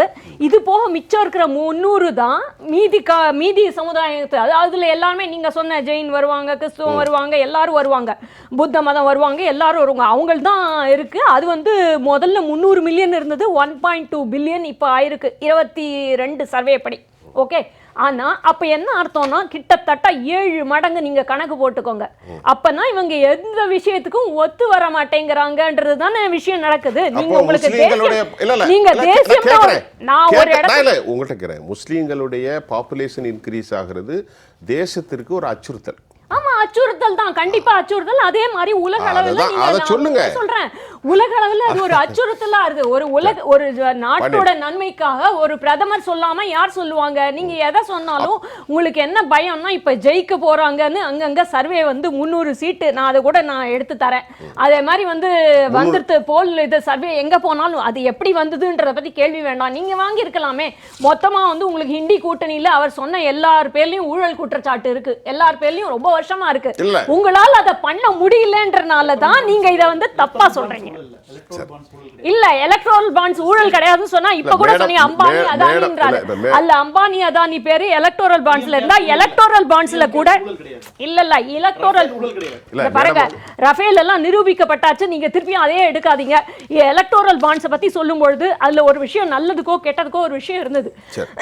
அது என்னன்னு கேட்டீங்கன்னா, நீங்க கருப்பு பணமா சொல்லவே சொல்லாம பணமா வாங்கிட்டு இருந்தீங்க. அட்லீஸ்ட் ஒரு டிரான்சாக்ஷன் பொது வழிக்கு வருது, அதனாலதான் அது எலக்டோரல் பாண்டா கொண்டு வந்தாங்க. அத கூட காங்கிரஸ் ஆட்சியில தான் கொண்டு வந்தாங்க. நீங்க முதல்ல பாருங்க, இன்னைக்கு நீங்க மோடியை பத்தி என்ன கம்ப்ளைண்ட் எல்லாம் சொல்றீங்களோ இதெல்லாம் காங்கிரஸ் ஆட்சியிலேயே கொண்டு வந்தது. நீங்க செய்யாததை அவர் செஞ்சிருக்காங்க. முஸ்லீம் அந்த முத்தலாக்கு வந்து கொண்டு வருவோம்னு சொன்னாங்க. அந்த பொண்களை முதல்ல இந்த முத்தலாக்கு ஃபார்ம் வந்து அந்த முஸ்லீம் நாடுகள்லயே இல்ல. எவ்வளவு அநியாயமா ஜஸ்ட் ஒரு தடவை அவ்வளவு வாழ்ந்த அந்த நீங்க யோசிச்சு பாருங்களேன். அது பொறுப்பில்லா தன்மை தான். ஒரு பொண்ணை மணந்து அவள் மூலமா ஒரு 6-7 குழந்தை, அடுத்து இன்னொரு பொண்ணை மறந்து அவங்க மூலமா ஒரு 8 குழந்தை, இப்படியே போயிட்டே இருந்துன்னு வச்சுக்கோங்க. அந்த பொண்ணுக்கு அந்த குழந்தைகளுக்கு யார் சமுதாய பொறுப்பு? அதுக்காக தானே சொன்னாங்க. அவங்களுக்கு இப்போ ஓப்பனாவே என்ன சொல்றாங்கன்னா, ஆர்எஸ்எஸ்னுடைய அடையாளம் இந்தியாவினுடைய இந்து மதத்தினுடைய அடையாளம் என்று சொல்வதை விட்டுருங்க. இந்து மதத்தை நம்ம 2 விஷயமா பேசுகிறோம். ஆன்மீகம் என்பது வேறு, அரசியல் இந்து மதம் என்பது வேறு. தோழர் ராமகிருஷ்ணன் அதைத்தான் சொன்னார், அரசியல் இல்லாமல் எதுவும் இல்லை. தற்போது பிரதமர் அவர்களுடைய இந்த பேச்சு மற்றதெல்லாம் விட்டுரும். அந்த வரலாற்றுலாம் பேசுகிறதுக்கு 10 நிமிஷத்தில் நமக்கு டைம் கிடையாது. என்ன மாதிரியான எஃபெக்டை ஏற்படுத்த போகுது தேர்தல் களத்தில்? இன்னும் 6 கட்டம் இருக்கிறது. 6 கட்டம் சார். இப்போ அடுத்தது 26 ஏப்ரல் 26 வெள்ளிக்கிழமை 2 நாள் தான் இருக்கு நமக்கு. அப்போ இவங்களுக்கு பயம், நான் ஏற்கனவே முன்னாடி சொன்னதான், இது தோல்வி பயத்தினுடைய விளைவா இவர் கடைசி ஆயுதத்தை தூக்கி போடுறாரு. இது 14க்கு முன்னாடி இது வந்து நடந்த விஷயங்கள். ஏன்னா இப்போ நீங்கள் பார்த்தீங்கன்னா, இப்போ ராமர் கோயில் கட்டினாங்க, அது யாருக்காக கட்டினாங்க? பெரிய எஃபெக்ட் இல்லையோ? எஃபெக்ட் இல்லைங்கிறதுனால பக்தர்களுக்கு எஃபெக்ட் இருக்கு. ராமரை போய் இன்னைக்கு புள்ளி வரமே வந்திருக்கு. மொத்தம் நீங்க சொல்லுங்க இருக்குன்னு, நாங்க சொல்றோம் இல்லைன்னு சொல்லி. என்ன காரணத்தினா இருந்ததுன்னா இதை எடுக்க மாட்டீங்க. இந்த பிரச்சனை வந்து ஏன் அப்படி இல்லை நினைக்கிறீங்க சார்? டபுள் இன்ஜின் சர்க்கார் ஓபியில் இருக்குல்ல, இப்போ இம்ப்ளிமெண்டேஷன் பண்ண வேண்டியதானே? இந்த 10 வருஷம் பண்ணியிருக்கலாம்ல. நீங்கள் வந்து தமிழ்நாடெல்லாம் வளர்ந்துருக்கிறதுக்கு காரணம் பிற்படுத்தப்பட்ட தாழ்த்தப்பட்ட ஒடுக்கப்பட்ட இந்து மக்கள் படித்ததுனால இன்னைக்கு தமிழ்நாடு வந்து ஒரு பெரிய ரோல் மாடல் ஸ்டேட்டாக இந்தியாவில் இருக்குது. ஏன் உங்களால் செய்ய முடியல ஊபியில்? தமிழ்நாடு ரோல் மாடல் கடன் வாங்குறதுலன்னு வேணா சொல்லுங்க, ஒத்துப்பாங்க. யார் வேணாலும் மத்திய அரசுல கடன் வாங்கலாம்னு சொல்லுங்க. மத்திய அரசு வளர்ச்சிக்காக வாங்குது. தமிழ்நாடுல அங்க வாங்கினா வளர்ச்சி, இங்க வாங்கினா வளர்ச்சி இல்ல. தமிழ்நாடு என்ன வளர்ச்சி காமிச்சாங்கன்னு நீங்க சொல்லுங்க. கடன் மேல கடன். தமிழ்நாடு வளர்ச்சி இல்ல. 67 ஆண்டுகள் ஒரு விஷயம் இல்ல ஆனந்தி, 67 ஆண்டுகள் திராவிட இயக்கத்தில் உலகில் மிகப்பெரிய வளர்ச்சி அடைந்த ஒரு தனி நாடாக, தனி நாடல்ல, ஒரு தனி மாநிலமாக ஒரு பெருமையா இருக்கும். நீங்க வேணா அதை எடுத்துக்கணும். திராவிட இயக்க ஆட்சிகள்ல தமிழ்நாடு வளர்ச்சி இல்ல என்குது. காமராஜர் ஆட்சியில வளர்ச்சி இருந்தது, அதுக்கப்புறம் இல்ல நீங்க சொல்லுவேன். நான் தைரியமா அடிச்சு சொல்லுவேன். அவங்க சொல்றாங்க 52 அம்மா சொல்றாங்க ஒரு தனி மாநிலமாக இந்தியா. இங்க தான் சார் வந்து ஜிடிபி ரேட் வந்து ஏதாவது என்ரோல்மெண்ட் வந்து படிச்ச கல்வி, அது +2 முடிச்சிட்டு உயர்கல்வி படிக்கிறது தமிழ்நாடு தான் கூட. இந்தியாவில் ஜிஆர் எந்த இடத்துலையும் கிடையாது. இது வேற எந்த ஸ்டேட்லையும் கிடையாது சார். குறிப்பா இவங்க ஆள்ற டபுள் இன்ஜின் சர்க்கார்ல இந்த 10 வருஷத்துலயும் கிடையாது. அவங்களோட பாப்புலேஷன் என்னன்னு சொல்லுங்க. யாரோட பாப்புலேஷன்? நீங்க சொல்ற டபுள் இன்ஜின் சர்க்கார்னு பெருசா கமெண்ட் அடிக்கிறீங்களே, 16 கோடி. அந்த பாப்புலேஷன் அதுக்கு தகுந்த மாதிரி ரேஷியோ நான் கேக்குறது அப்படி பாத்தீங்கன்னா கேரளால படிச்சவங்க ஜாஸ்தின்னு ரொம்ப வருஷமா இருக்கு. 100% நீங்க அதுக்கு போட்டி போடல. ஐயோ எங்களுக்கு நீங்க என்ன செய்றீங்கன்னா எதெல்லாம் நல்லா இல்லையோ அதோட அவங்களோட நான் வந்து நல்லா இல்லைன்னு சொல்றீங்க. வேற கிராஜுவேட் ரேட் வேற சார். அடுத்தது சார் பெண்கள் வேலை உங்களால இந்த வருஷம் தமிழ்லே வந்து ஃபெயில் ஆயிருக்காங்க. எல்லா மதத்தை சேர்ந்த பெண்கள் அதிகமா வேலை பார்க்கறது தமிழ்நாடு சார். தேசிய ஆவரேஜ் இந்தியாவில் பிரதம மினிஸ்டர் மந்திரி மோடி 10 வருஷம் ஆண்ட பொறுத்துக்கு பிறகு இந்தியாவிலேயே தேசிய ஆவரேஜ் வந்து 43% பெண்கள் வேலை பார்க்கறது. பெண்கள் எம்பவர்மெண்ட் தான் வந்து வேர்ல்டுலேயே வந்து அந்த மாநிலம் தான் வேகமாக போகும், அந்த நாடு தான் போகும். நீங்கள் அது ஊபியோ நீங்கள் குஜராத்தோ காமிக்கணும்ல, காமிக்க முடியல உங்களால். அப்போ நீங்கள் வந்து டோட்டலாக ஒரு அந்த மத விஷயத்தை மட்டும் வச்சுக்கிட்டு அவர் சொன்ன மாதிரி 3% அந்த அவங்களுக்காக மட்டுமே ஆட்சி பண்ணுறீங்க. அதனால விளைவு 3% ஒரு குறிப்பிட்ட கம்யூனிட்டி. இந்தியாவை சேர்ந்து நாங்க தான் இந்தியா ரோல் மாடல் சொல்றோமே, எல்லா மாநிலத்துக்கும் ரோல் மாடல் சொல்றோமே. கடன் வாங்குறதுக்கு தான் உலகமே இந்தியா இல்லாம தமிழ்நாடு எங்க இருக்குது? நம்முடைய தேசம் சாத்தியமே இல்லாத 1 லட்சம் ரூபாய் தருவேன் சொன்னும்போது ஆனந்தி, ஒன்றுபட்ட பாரத தேசத்தின் ஒரு அங்கம் தான் தமிழ்நாடு. அதை புரிஞ்சுக்கணும். வாசுதேவ குடும்பம் ஒத்துக்கறீங்க சார். இன்னைக்கு ஒரு சர்வே வாசுதேவ குடும்பம்னு ஒத்துக்கறீங்க. வாசுதேவ குடும்பம் தான. நாம நன்றி சார். பாண்டியன் சார், நீங்க சொல்லிடுறேன் ஒரு முக்கியமான விஷயம். அதாவது இன்னைக்கு வந்த சர்வே, அதாவது இந்த 23-24 இன்கம் டேக்ஸ் சர்வேல இன்றைக்கி மொத்தம் வந்து இது 19.58 23-24 வந்திருக்க இந்தியாவுக்கு. அதில் தனிநபர் வந்து இன்கம் டேக்ஸ் பண்ணது 10.44 லட்சம் கோடி. கார்பரேட் டேக்ஸ் வந்து 9.11. மோடி செஞ்சது வந்து இதுதான். நிர்மலா சீதாராமன் இவங்களும் சேர்ந்து கார்பரேட் டேக்ஸை குறைச்சி இப்போ தனிநபர், அதாவது நம்ம தமிழ்நாட்டில் எவ்வளோன்னு கேட்டிங்கன்னா ஒரு வருஷத்துக்கு 1,08,500 கோடி ரூபாய் இன்கம் டேக்ஸை தனிநபர் நம்ம பண்ணுறோம். அதில் தான் அந்த 10 லட்சம் வந்திருக்கு. இது கார்பரேட்டை சேர்த்து 20 லட்சத்தில் 10 லட்சம் 5% நம்ம வந்து நம்மளுடைய கான்ட்ரிபியூஷன் இருக்குது. இவங்க சொல்கிறாங்கல்ல டபுள் இன்ஜின் சார், இதில் எங்கேயுமே அது மாதிரி கிடையாது. அந்த 9.11 தனிநபரோட குறைஞ்சது காரணம் கார்பரேட் டேக்ஸை குறைச்சது. இதோட நிப்பாட்டுங்க. அடுத்த விஷயம், மல்யுத்த வீரர் அங்கே வந்து ஒரு போராடுது பிரிஜ்பூஷன், சண்டை நடக்குது. அது இந்து பெண் பாலியல் வன்கொடுமை ஆகுது. அதுக்கு எந்த தீர்வும் இவரால் சொல்ல முடியாது, எதுவுமே நடக்காது. எத்தனை நாள் போராடினாலும் அவங்க போய் ஓரமாக நின்று அழுவணும், அவ்வளோதான். பிரிஜ்பூஷன். அடுத்தது பனாரஸ் யூனிவர்சிட்டியில் ஒரு இந்து மாணவி பிஜேபியோட ஐடி விங்கில் உள்ள 3 பேரால் பாலியல் வன்கொடுமை நடக்குது. அதுக்கு எந்த தீர்வும் கிடையாது. இதெல்லாம் வந்து இவங்க இதெல்லாம் கண்டுக்க மாட்டாங்க, ஏன்னா இதெல்லாம் இந்து கிடையாது. இல்லை, இப்போ இந்த டாபிக்கு முன்னாடி இந்த தேர்தலின் போக்கு தற்போது எப்படி இருக்கின்றது? இப்போ மோடி நீங்கள் பேசுனீங்கன்னா ராமகிருஷ்ணன் தோழர் சொன்ன மாதிரி அரசியல்வாதிகள் அரசியல் தான் பேசுவார். ராகுல் காந்தி இன்னொன்று அரசியல் பேசலாம், அவர் தப்பு இல்லை. சொன்னதுக்கு நீங்கள் அவர்கிட்ட கேட்கும் போது இந்த ஒரு கேள்வியை திருப்பி கேளுங்க. அவர் மன்மோகன் சிங்கை பற்றி சொன்னார். நான் கேட்ட கேள்வி வந்து மோடி சொன்னது எலெக்ஷன் கமிஷன்ல ரைட்டா தப்பா, அதுக்கு ஆக்ஷன் எடுக்கணுமா வேண்டாமாங்கிறது ஒரு கேள்வி அவர்கிட்ட கேட்டிருக்கீங்க நீங்க. அடுத்தது ரொம்ப சந்தோஷம். எப்ப 2006ல சொன்னதுக்கு 2006ல சொன்னது இல்ல, இதை முடிச்சறேன். நீங்க எலெக்ஷன் கேட்டீங்களா, அதை இப்ப சொல்லிடுறோம், அப்புறமா சொல்றேன். ரெண்டாவது ஓகே. ராமகிருஷ்ணன் சார், உங்களுடைய நிறைவு கருத்தை வைங்க சார். இப்போ இந்த மாதிரியான சர்ச்சைகள், the dissent apprehensions among the society, எல்லாரும் கலக்கமும் ஒரு மாறுபட்ட கருத்தும் இருக்கின்றது. நீங்கள் சொல்லுங்கள், எப்படிப்பட்ட ஒரு தேர்தலாக இது அமைய போகிறது? முடிவுகளை தொடரா சார். ஆடியோ கேட்கல. இப்ப கேக்குதா? பேசுங்க தோழர். இல்ல எலெக்ஷன் கமிஷனுக்கும் ஒரு ப்ராசஸ் இருக்கு. அவங்க வந்து முதல்ல எடுப்பிலேயே யாருடைய குரலையே நெரிச்சிட முடியாது. அவங்க முதல்ல ஒரு நோட்டீஸ் அனுப்புவாங்க, அதுக்கு ஒரு விளக்கம் கொடுப்பாங்க. இதுதான் ப்ராசஸ்.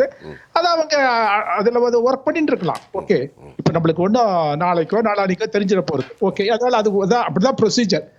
அப்புறம் இந்த 3%ங்கிறது 3% ஆஃப் 140 பில்லியன் எனக்கு ஒன்றும் புரியல. எனவே தமிழ்நாட்டில் அது மெட்ராஸ் பிரசிடென்சியாக இருக்கும் பொழுது 3% சொல்லுவாங்க. ஸோ அந்த 3%ங்கிறது எந்த 3%? 140 பில்லியன் 3%மா இல்லாட்ட தமிழ்நாட்டு மக்கள் தொகையா? அப்புறம் அந்த 3%த்துல ஒரு ஆளுங்கிறத அவர் ராகுல் காந்தியா கூட சொல்லியிருக்காரு வெளிப்படையா. ஓகே, அப்புறம் 2000 வருஷம்னா அப்போ 60 வருஷம் 70 வருஷம் காங்கிரஸ் ஆட்சி இருந்தது, அது இப்போ என்னாச்சு? இதெல்லாம் நம்ம இந்த மாதிரியான கேள்விகள்லாம் எனக்கு வருது. ஸோ அதனால ஏன்னா இந்த பேசுகிற பொழுது எனக்கு ரொம்ப இதெல்லாம் கேட்கும் பொழுது ரொம்ப ஒரு அம்யூஸ்மெண்ட் தான் வருது. எனவே இப்ப நீங்க தேர்தல் எப்படி அதாவது என்ன பொறுத்தவரையில் நரேந்திர மோடியா இருக்கட்டும், அமித்ஷாவா இருக்கட்டும், இவங்க வந்து எலெக்ஷனை ரொம்ப ரொம்ப சீரியஸா எடுத்திருக்காங்க. அப்ப வந்து அந்த அவங்களுடைய பிரச்சார யுக்தியும் சரி, அவங்க எடுத்துக்கொண்டிருக்கிற சர்ச்சை விஷயங்களும் சரி, அது சர்ச்சை பொருளாக மாற வேண்டும், அது பேசு பொருளாக மாற வேண்டும் அப்படின்னு திட்டமிட்டு செய்யறாங்க. அண்ட் தென் வந்து இப்ப 2014 மேனிஃபெஸ்டோ எடுத்தா கூட அதுல ராம் மந்திர் கன்ஸ்ட்ரக்ஷன் இருக்கு, ராம் சேது பத்தி சொல்லியிருக்காங்க. அதனால பிஜேபியை வந்து நீங்க என்னமோ அவங்க வந்து பிரச்சாரத்துல வந்து மீட்டிங்ல பேசும்பொழுது அவர் டெவலப்மெண்ட் பேசினாரு, மற்றது அவங்க விட்டுறாங்கன்னு விடவே இல்லை. ஸோ பிஜேபிக்கு ஒரு long term plan, uniform civil code 2014 இருக்கு. ஸோ அவங்களுக்கு வந்து அவங்க திரும்ப தெளிவா இருக்கிறாங்க. நீங்கனால அவங்களை நம்ம வந்து அசஸ் பண்ணும் பொழுது ரொம்ப லைட்டாவோ ரொம்ப ஒரு இதுவாவோ செஞ்சிடக்கூடாது. அது அப்ப ரொம்ப டீப் திங்கிங் இருக்கு. ஸோ இதை மனதில் வைத்து கூட தான் அவங்க எதிர்கொள்ளணுமே தவிர அவர் பேசும்போது அங்க பேசும்போது இதை சொல்லலை, இங்க பேச அவங்களோட manifesto it's available in public domain. So அதனால அவங்க அதை நோக்கி தான் அவங்க சென்று கொடுக்கிறார்கள். அது தெரிஞ்சு அதான் என்னுடைய இறுதி கருத்து. நன்றி ராமகிருஷ்ணன் தோழர், நல்லா பேசுறீங்க சார். நீங்க பிரதமர் அவர்கள் வந்து முந்தானேத்து பேசும்போது சர்வதேச நாடுகள் வந்து எனக்கு அச்சுறுத்தல் இருக்குன்னு சொன்னாரு. ஆனா நீங்க பாத்தீங்கன்னா ஐக்கிய நாடுகள் சபையில அச்சுறுத்தல் அல்ல, சதிவேலை. நான் வரக்கூடாது என்பதற்காக அவர் திட்டமிடுகிறார். அச்சுறுத்தல் என்பதல்ல, அது உலக லெவல்ல இருக்கத்தானே செய்யும். சில இடங்கள்ல அவருக்கு தெரியும் இல்ல, ஒரு ஏஜென்சி சொல்லியிருப்பாங்க இந்த மாதிரியான. எனக்கு என்னன்னா, ஐநாவால் அங்கீகரிக்கப்பட்ட மொத்த நாடுகள் 193 நாடுகள். 193 நாடுகள்ல பிரதமர் 10 வருஷத்துல சுற்றுப்பயணம் பண்ண நாடுகள் மட்டும் 66 நாடுகள். இந்த 66 நாடுகள் செலவு பண்ண பணமோ அல்லது நிதியோ கலந்து கொண்ட நிகழ்ச்சிகளோ எல்லாம் வீணா போச்சுன்ற நான். ஏன்னா அப்படி நீங்க சென்ற 66 நாடுகளுடைய உடன்படிக்கை உறவு நல்லா இருந்திருந்தா உங்களுக்கு எதிராக சதித்திட்டம் ஏன் தீட்டணும் ஒரு பெரிய கேள்வி இருக்கு. அப்போ இந்த மாதிரியான பேச்சுகள்லாம் ஏன் வருது அப்படின்னா உங்களுக்கு தோல்வி பயம் தான், வேற ஒண்ணுமே கிடையாது. வட இந்தியாவில் சிச்சுவேஷன் மாறிட்டு இருக்கிறது. அங்கே ஏன் தமிழ்நாட்டில் முதல் ஃபேஸில் வச்சுட்டு ஏன் நார்த் இந்தியா அடுத்த ஃபேஸில் வச்சாங்க இப்போ புரியுதா உங்களுக்கு? தமிழ்நாட்டில் இதெல்லாம் பேச முடியாதுன்னு தெரியும், இங்கே இப்போ பெரிய டிராபேக் வரும் தெரியும், செட்பேக் வரும் தெரியும், அதனால அவங்க பேசுகிறாங்க. கடைசியாக இறுதி என்ன சொல்லிக்கிறேன்னா, இன்றைக்கு காங்கிரஸ் கட்சி தான் இந்துக்களுக்கு அதிகமாக பேசுகின்ற கட்சியாக இருக்கு. ஏன் அப்படின்னா 2023 ஆகஸ்ட் எடுத்த டேட்டாவில் ஒரு சர்வேல, டைம்ஸ் ஆஃப் இந்தியா எடுத்த சர்வேல ஒன்றிய அரசு நடத்தக்கூடிய பல்கலைக்கழகங்களில் சரிங்களா ஓபிசி இளைஞர்களுக்கு 42 விழுக்காடு சீட்டுகள் தான் நிரப்பப்பட்டிருக்கின்றன, மீதி இருக்கிறது காலி இடங்களாக இருக்கின்றன என்ற ஒரு ஆய்வறிக்கை வந்திருக்கிறது. அதே மாதிரி உச்சநீதிமன்றத்திலையும் மத்திய அரசினுடைய எல்லா வேலை வாய்ப்புகளையும் 95 விழுக்காடுல ஓபிசி எஸ்சி யாரும் இல்லைன்ற ஒரு விஷயம் இருக்கு. அப்போ இவங்களாம் இந்துக்கள் இல்லையா? அப்போ நாங்க என்ன சொல்றோம்? ராமகிருஷ்ணன் தோழர் கேட்கிற அந்த 3% அது தமிழ்நாட்டில் 3%, தமிழ்நாட்டில் 3%, வட இந்தியாவில் 10%, இந்தியா முழுக்க 140 crore. யார சொல்றீங்கன்னு கேட்கிறாரு, ஓப்பனா சொல்லுங்க. யாரெல்லாம் வளம் செல்வாக்கு மிகுந்தவங்களா இருக்காங்களோ, யார்கிட்ட வளம் இருக்கோ, அப்ப அது 3% தானா? the most privileged னு வெச்சுக்கோங்களேன். அது privilegeன்றது யாருக்குன்னு வரலாறு தெரியும். சாதி ரீதியாக அல்ல, அது உங்க சௌரியம். அது நான் யாரையும் குறிப்பிட்டலாம் சொல்றேன், உங்க சௌரியம். அது புரியறவங்களுக்கு புரியும். நாங்க எங்க விவாதத்துல இந்த சௌரியம் எல்லாம் இல்ல, ஓபனா தான் பேசுவோம். இந்த மாதிரி தலித்த பத்தி பேசுறாங்க, பிராமணர்களை பத்தி பேசுறாங்க. ஏன்னா நாங்க டிஸ்பாரிட்டி எங்களுக்கு. நீங்க யார பத்தி பேசுறீங்க? அந்த 3 நிமிஷம் செல்வம் வைத்திருப்பது ராமகிருஷ்ணன் கேக்குறாரு. privilegeன்னு வெச்சுப்போமே, privilegeன்றது சரியான வார்த்தை. ராமகிருஷ்ணன் சார் உங்களுக்கு ஒரு விளக்கம் சொல்லிட்டாரு. privilege சோஷியோ எகனாமிக்கலி பிரிவிலேஜ்ட் சம்பாதிச்ச பிரிவிலேஜ், அது யாராவது இருக்கலாம். சோஷியோ எகனாமிக்கலி பிரிவிலேஜ்டா இருக்கிறவங்களுக்கு இந்தியால 10% இருக்காங்க. அதனால இன்றைக்கு இந்துக்களுக்காக குரல் கொடுக்க கட்சியாக காங்கிரஸ் கட்சி தான் உருவாயிருக்கு. நாங்க ஆட்சிக்கு வந்தால் முதல் கையெழுத்து சாதி வாரி கணக்கெடுப்பு, அதை எக்ஸ்போஸ் பண்ணிடும் என்ன நிலைமை இருக்குன்றது. சார் ஒரே ஒரு வார்த்தை பேசுங்க, நேரம் அனுமதிக்கல. அப்படியா? சரி, ஓகே. எதுக்காக ஒரு கேள்வி மட்டும் கேட்டுட்டு அடுத்த ஒரு செகண்ட்ல முடிச்சிடுறேன். துபாயில் ஏன் இந்து கோயில் கட்டியிருக்கணும், இவர் போய் கட்டணும், அதுக்கு ஒரு கேள்வி. அடுத்தது 1977 மற்றும் 2004 தேர்தல் முடிவுகள், தேர்தல் பர்சன்டேஜ், இதை வச்சு தான் இந்த வரப்போகிற ரிசல்ட் வரப்போகுது. அதனால மாநில கட்சி மட்டுமே 180 வரப்போகுது, அதுக்கு கீழே தான் பிஜேபி இருக்க போகுதுங்கிறத நான் இந்த இடத்துல பதிவு பண்ணுறேன். சரி, இல்ல பயம் வந்ததுன்னு சொன்னா உடம்பு ஆக்சிடென்ட்ல கூட கை கால்லாம் பிரெயின்ல இருந்து கண்ட்ரோல் போய் இஷ்டத்துக்கு ஆடுமா? இப்ப முதல்ல பிரதம மந்திரி வேட்பாளர் யாருன்ற கேள்வியை முன் வச்சாலே இவங்கிட்ட பதில் இல்ல. ஏன்னா ராகுல் காந்தி வந்து பிரதமரான்னு இவங்க சொல்லிட்டு இருக்காங்க காங்கிரஸ்ல, அது வந்து மம்தா மேடம் ஏத்துக்கல, யாருக்குமே அப்படின்றனால இவங்க ஜெயிச்சிருவாங்கன்ற பயம் வந்த உடனே இவங்களும் என்னென்னமோ கடைசி முயற்சியாக என்னென்னமோ செஞ்சு பார்த்தாங்க. மோடி வந்து நாட்டு நலனுக்காக அவர் சொன்ன விஷயங்களை கூட திருச்சி பேசுறாங்க. இது வரைக்கும் சொன்ன எந்த கம்ப்ளைண்ட்டுக்கும் இது இல்ல, ஆதாரம் இல்ல, புகாருக்கெல்லாம் ஆதாரம் இல்ல. ஒரு வாட்டி ப்ரூவ் ஆயிடுச்சு. நீங்க சொன்ன நாரி சக்தின்னு அவர் சொன்னாரு, அப்பனா காஷ்மீர்ல வந்து 90ல வந்து அந்த பண்டிட்கள்லாம் துரத்தினாங்களே, அப்ப நீங்க என்ன பண்ணிட்டு இருக்கீங்க? எனக்கு விருப்பம், ஆனா அனுமதிக்கு இல்ல. அதனால மோடி நல்லதை தான் சொல்லி